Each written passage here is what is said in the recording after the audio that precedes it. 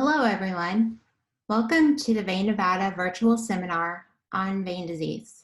This is Molly Kennedy, Director of Integrated Marketing for Vein Nevada. We are excited to have all of you join us this evening and grateful for this opportunity to share updates in vein health. During tonight's virtual event, you'll hear an educational presentation on vein conditions and associated symptoms such as varicose veins, achy legs, restless legs, swollen legs, leg discoloration, and leg ulcers. Attendees of tonight's seminar may also request a free vein screening to help identify if you should see a vein specialist. We will have time at the end of Dr. Ahmad's presentation for question and answer, so please submit your questions through the Q&A box. Without further delay, I'll introduce you to Dr. Waqaar Ahmad. Dr. Ahmad is a vein-specialized interventional radiologist at Vein Nevada. He's fellowship trained in vascular and interventional radiology with ABMS board certification in diagnostic radiology by the American Board of Radiology. Dr. Ahmad is experienced in minimally invasive vein treatments, including radiofrequency ablation, Phlebectomy, and VenaSeal closure. Before relocating to Northern Nevada, Dr. Ahmad served as an interventional radiologist at both outpatient facilities and level 1 trauma centers in Scottsdale, Arizona. Welcome, Dr. Ahmad, and thank you. All right, thanks, Molly, for that lovely introduction. Welcome, everybody. My name is Dr. Waqaar Ahmad. I'm an interventional radiologist here at Vein Nevada in the South Reno Clinic. This is a picture of me. Here's my partner, Dr. Franciosa. He's actually based in our new Henderson, Las Vegas clinic now, which we just opened. We're very proud of that. So welcome, everyone. Thanks for devoting your time and joining us on this fine evening to talk about some venous disease. So let's get started.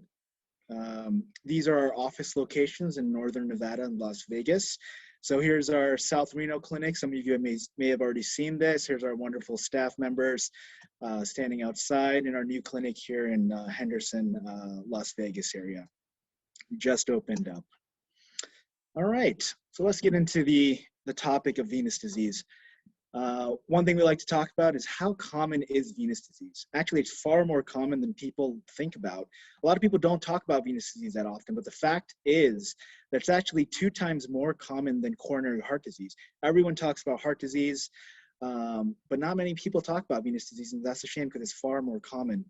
And it's actually 5 times more common than peripheral arterial disease as well. Here you can see on our chart, venous reflux disease is actually quite prevalent in the United States, far more than coronary heart disease, peripheral arterial disease, congestive heart failure, stroke, cardiac arrhythmias, and even heart valve disease. So it's definitely something that we need to talk about, and it's not talked about often enough. All right.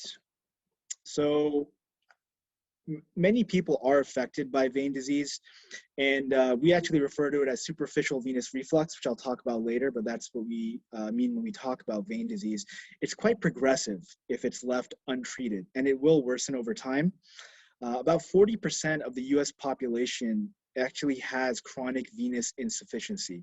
And here you can see some of the pictures of people who have this chronic venous insufficiency. That's about 40% of the population will get to this point if it's left untreated. But only about 1.7 million people seek treatment. If you think about the population of the US, almost 400 million people, that is not a significant amount of people who actually get this treated. So how does venous disease come about? The majority of people actually get it through genetics. Genetics is actually a major factor in developing chronic venous disease. If you have anyone in your family, maybe your parents who had venous disease, varicose veins, things like that, there's a high chance that it's going to be passed down to you and your siblings and your family. So that's definitely one of the biggest factors. Another thing we like to talk about is gender. Women actually have a higher incidence than men of venous disease. Other factors that can increase the development of chronic venous disease, you have obesity, lower levels of physical activity, hypertension or high blood pressure, sedentary activities. Women who have older age at menopause are also more likely to develop chronic venous disease.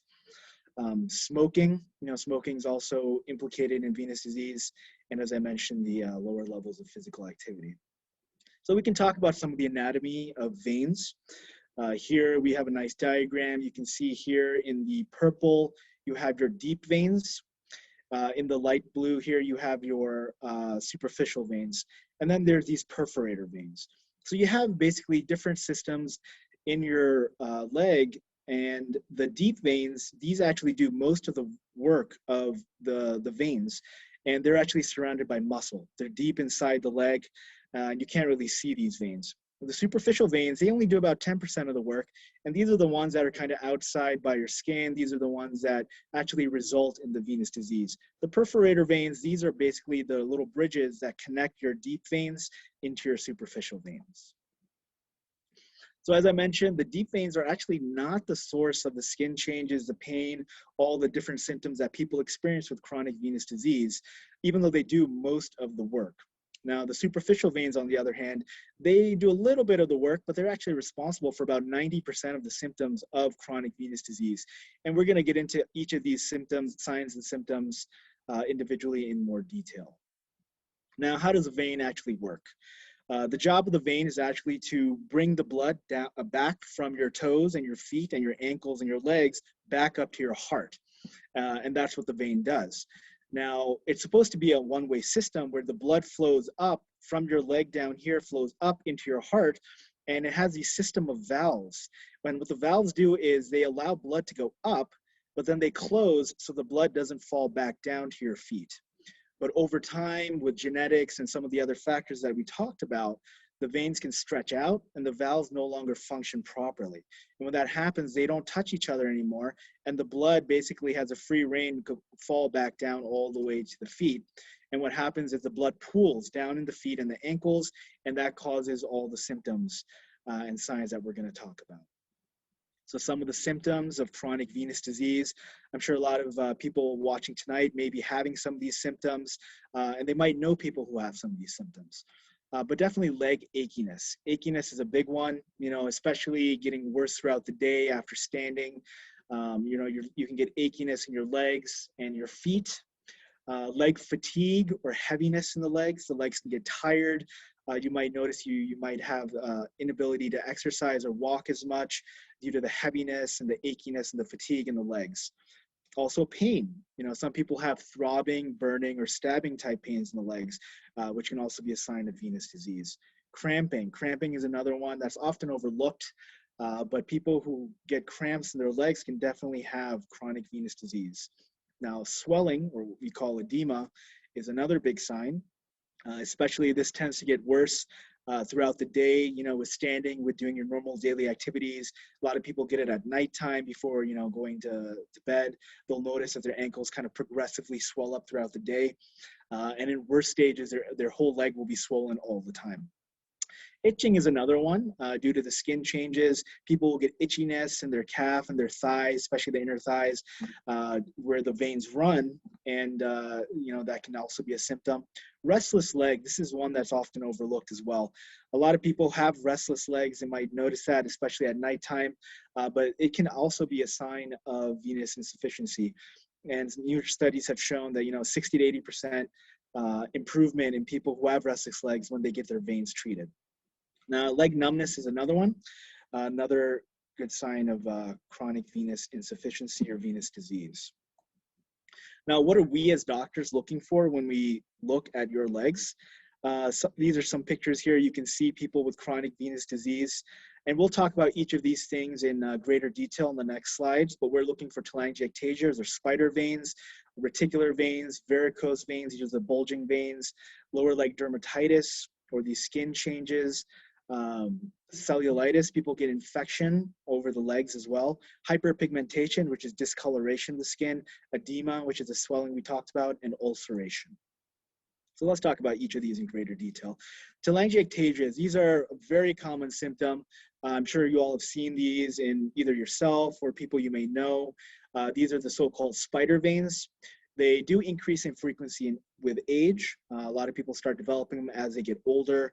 A lot of patients who have these start complaining that they hurt, they're uncomfortable, And a lot of people, about 85%, actually experience relief of their symptoms after treatment. So it often does indicate more extensive venous disease. So this is definitely one of the things we're looking for. Reticular veins, these are these bluish, greenish veins underneath the skin, kind of running around. These are frequently associated with the spider veins as well. So a lot of people probably have both of these. They may be symptomatic depending on which part of the leg they're in, and also a good sign of chronic venous disease. Varicose veins, everyone knows about these bulging veins. Here you can see some pretty good examples of varicose veins. Commonly, they go along the middle, the inner thigh, the medial thigh, or your inner thigh and the calf. And a lot of these patients, actually, if they're left untreated, they will lead to ulceration. About 20% of them will develop ulcers if left untreated. The interesting thing about this is they're only actually visible in about half of the patients with vein disease. So half of the patients who actually have vein disease will never develop varicose veins. And that's simply due to how your body forms new veins. It may not develop the new highways to let the blood pass. So a lot of people actually don't develop these. And so you may think, oh, I don't have varicose veins, I don't have venous disease, but you may be wrong. So that's definitely something to think about. The other thing we look for in vein disease is the skin changes. A lot of the time, people left untreated will develop these. You see these especially in a lot of elderly people. They'll get skin discoloration, especially in their ankles or their calf and their leg. And it is a predictor of future ulceration as well. So kind of looking at the progression of vein disease and how it progresses, especially if the skin changes. The first thing you might notice, corona phlebectatica is what we call it, these little telangiectasia type veins in the ankle. You might notice these, especially as you get older. Many people develop this. This eventually will lead to hyperpigmentation, where the whole skin changes color. And this is likely due to the fact that the blood is pooling down in your leg and your foot. And the iron basically leaches out into the skin tissues and causes this discoloration. Eventually, this will go to erythema and venous eczema. And this is basically a dermatitis where the skin becomes flaky and kind of hard to the touch. And it's a form of inflammation in the skin. And eventually, this will go to what we call LDS, or lipodermatosclerosis. And this, where the skin retracts, it becomes very tough and hard, and it can be painful as well. And then this will actually eventually burn out. It'll go to this atrophy blanche, where you see kind of whiteness. The skin changes color to white, and you basically, this will be an impending sign of an ulceration. So this is what we want to avoid. And ultimately, a lot of patients who don't treat their chronic venous disease will get to this point.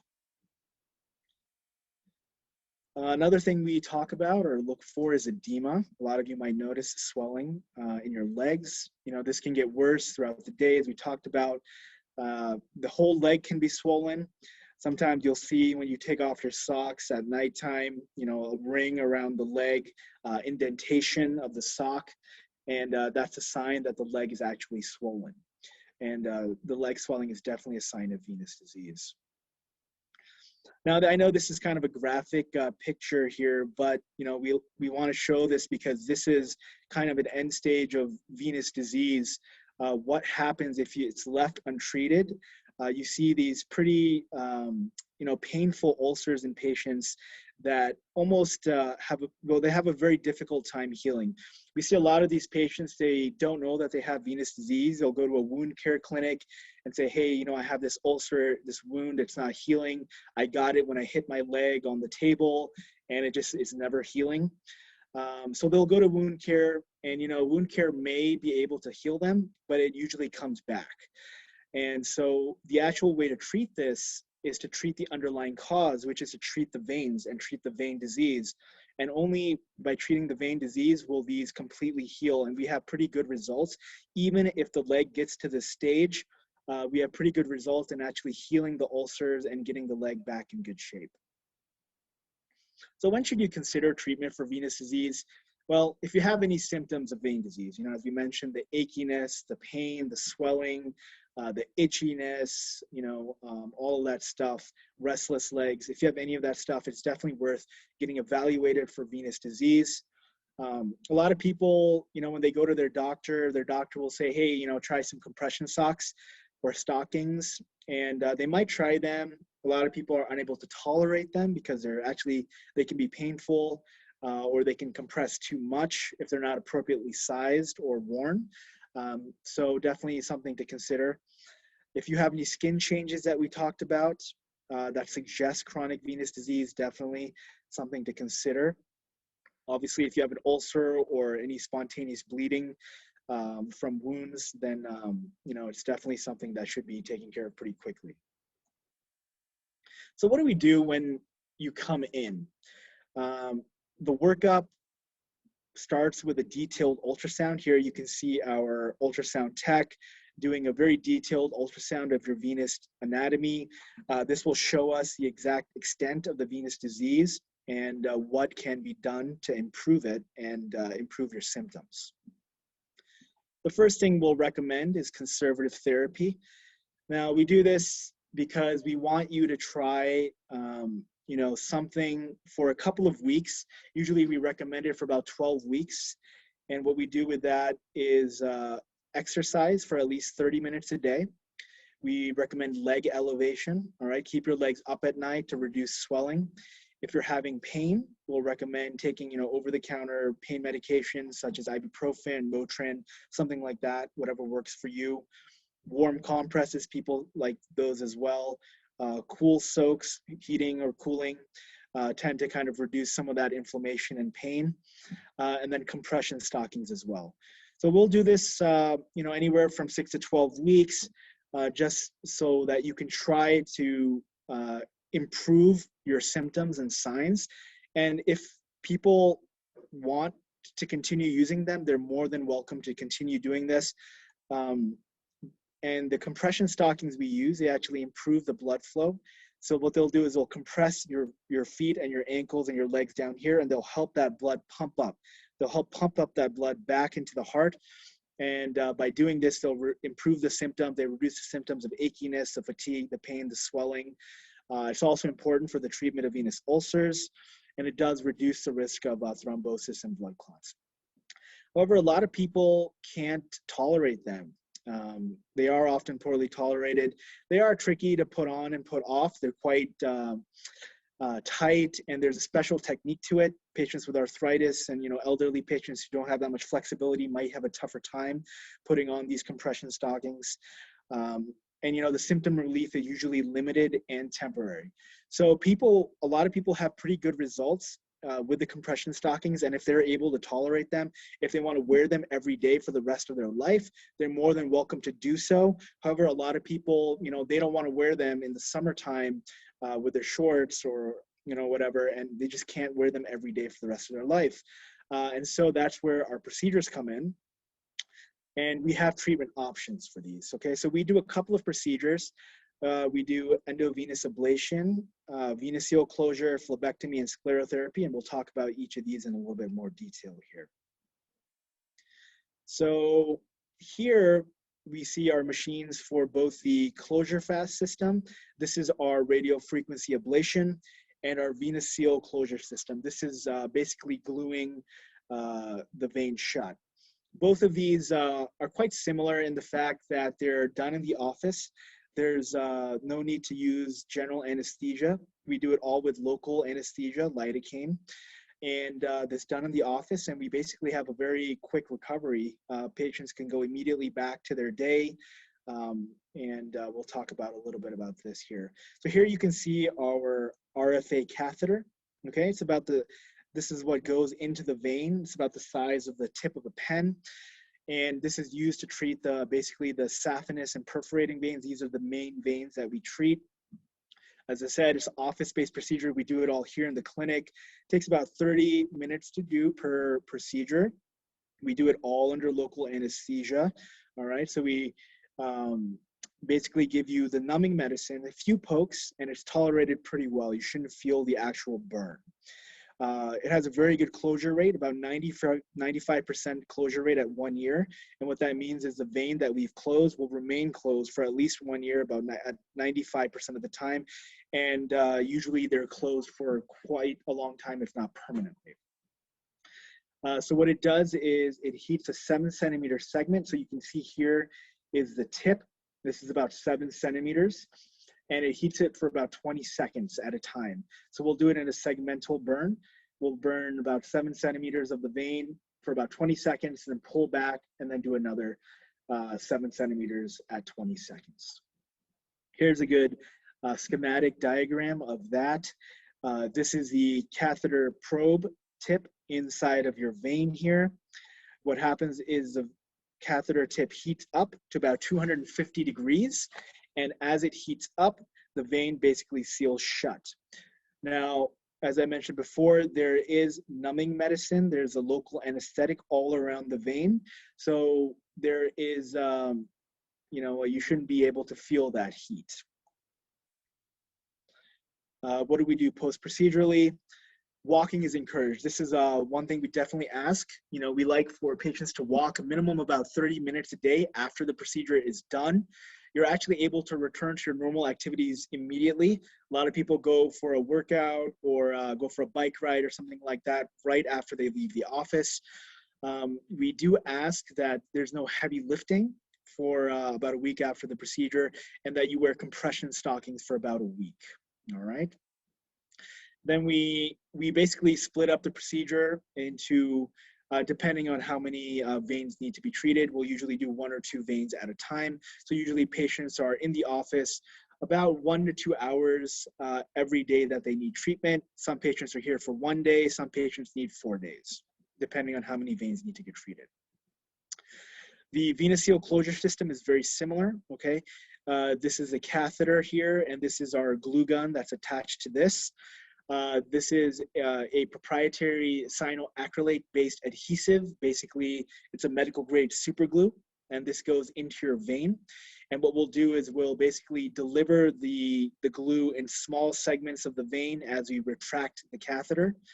And this one actually doesn't require any of that tumescent anesthesia that we've talked about. I don't have to surround your vein with the lidocaine.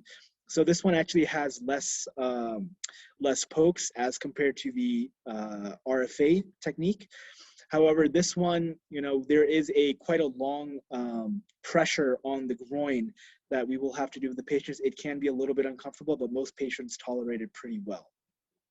And this is actually started in 2018 that it's been covered by Medicare. So we've had pretty good results with this. Here's a good schematic of that. Here you can see the vein. We're inside the vein. Here's the catheter tip here. We'll deliver the glue, small amount of glue here. We move the catheter back, and you can see this is all closed shut now because of the glue. Another thing that we like to do for varicose veins is called a phlebectomy.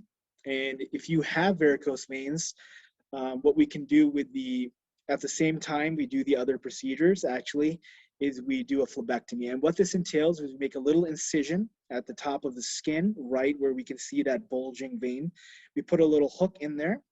And again, this is all done with local anesthesia, okay? So, it's all local numbing. You shouldn't feel it.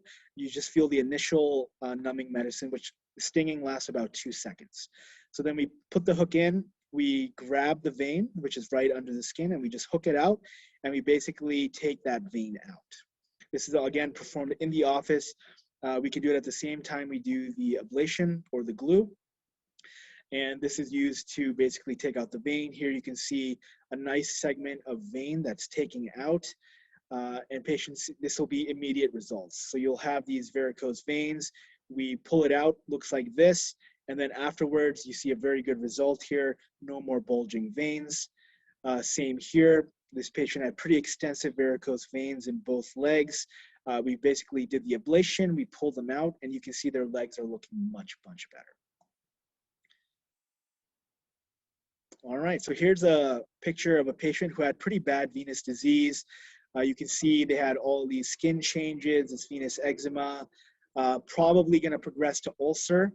But after treatment, you can see this is just about 4 weeks after treatment. all of this is healing up, and their legs are getting much better. So all of these skin changes are basically healing and their legs are improving. You can see that's pretty dramatic here. And we have another slide coming up here, same thing. This patient had pretty significant venous disease.